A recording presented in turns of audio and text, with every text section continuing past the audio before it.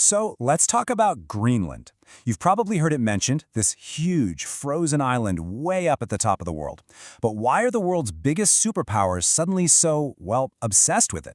It's quickly becoming the main stage for a new kind of global power struggle, and we're going to break down why. And a lot of this recent buzz, it really kicked off with this incredibly blunt statement from Donald Trump. You know, he just came right out and said it. We need Greenland. This wasn't just some random comment, folks. This was a huge signal of American interest, and it made everyone sit up and ask the same two questions. Why Greenland? And why on Earth now? And you have to understand, this wasn't just idle chatter. No, the idea of buying Greenland was being seriously discussed. And get this, there were reports it was even backed up by a pretty chilling ultimatum. The message was, if a deal couldn't be made peacefully, the US might just take it.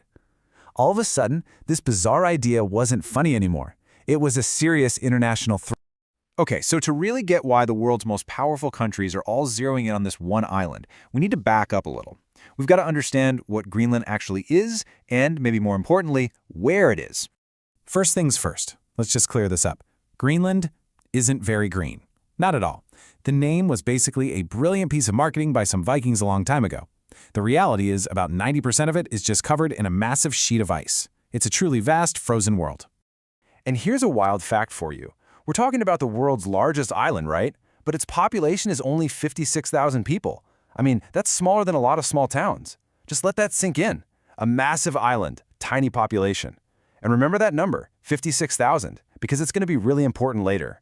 So when it comes to global real estate, it's all about location, location, location. And geographically, Greenland might just have the most strategic spot on the entire planet.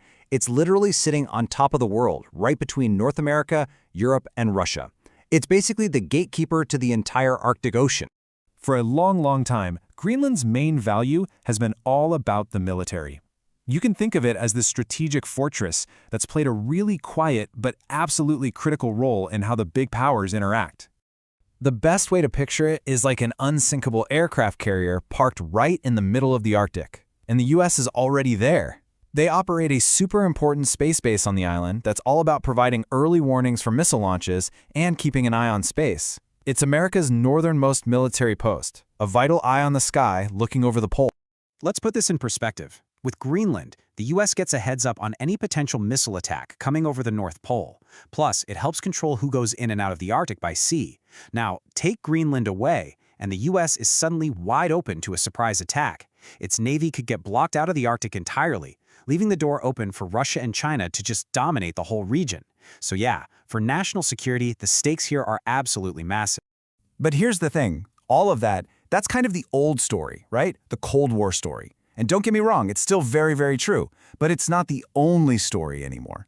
See, in the 21st century, a whole new reason has popped up, and honestly, it might be even more powerful. What we're seeing now is basically a new kind of gold rush, a polar gold rush. And it's all being driven by money, resources, and yeah, climate change. It's a really strange irony, isn't it? As the planet gets warmer and all that Arctic ice starts to melt, two huge new opportunities are opening up. First, we're seeing new, much shorter shipping lanes. And second, well, a massive, completely untapped treasure chest of natural resources is literally being uncovered from beneath the ice. And when I say treasure, I mean it. We're talking about massive deposits of more than 25 different rare earth minerals. Things like lithium, copper, and graphite. You know, just the essential building blocks for pretty much all the technology that's going to power our future. So why is this such a big deal? Well, think about what these minerals are used for. We're talking about electric car batteries, solar panels, super advanced missiles, satellites, basically everything. This means that whoever controls these resources gets a gigantic leg up in the global economy. It's simple. Control the minerals, and you control the future of tech. Okay, so the why is pretty clear now, right? It's a two-for-one deal. Critical military position and a mind-boggling amount of economic wealth. But that brings us to the next big question. How could the United States actually pull this off? How do you even go about buying a country? Well, there seem to be three main ideas on the table. Option one is pretty direct. Just buy the people. Offer every single one of those 56,000 residents a huge chunk of cash to vote to join the US. Option two is the diplomatic route. Offer Greenland a special kind of defense deal, a compact of free association. And then there's option three, the one that set off all the alarm bells, the threat of using military force.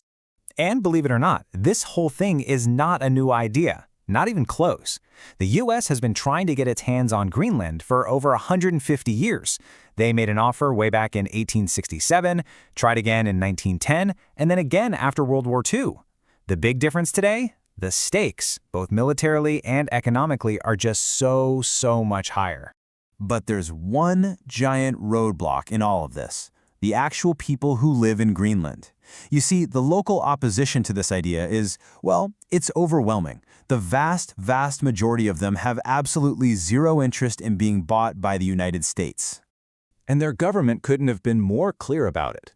They put out this simple, powerful statement that says it all. For them, this isn't just about business or politics. It's about their identity, their sovereignty. As they said, we are not for sale. So, where does all this leave us? Well, you've got a global superpower that thinks Greenland is absolutely essential for its future, both for security and for money. And on the other side, you have the people of Greenland, who are determined to make their own way in the world. This whole standoff, it's about a lot more than just one island. What we're really watching here is the opening move in a new great game. But this time, the playing field is the Arctic. As that ice melts away, you got the US, Russia, and China all scrambling for position, trying to control those new shipping routes and all those resources. Greenland is just the first, most obvious hotspot in this brand new global competition. And all of this leaves us with one last, kind of chilling question to think about. As these massive powers all jockey for control of this rapidly changing part of the world, you just have to wonder, is the next big global conflict already out there, just frozen, waiting to be discovered right under all that Arctic ice?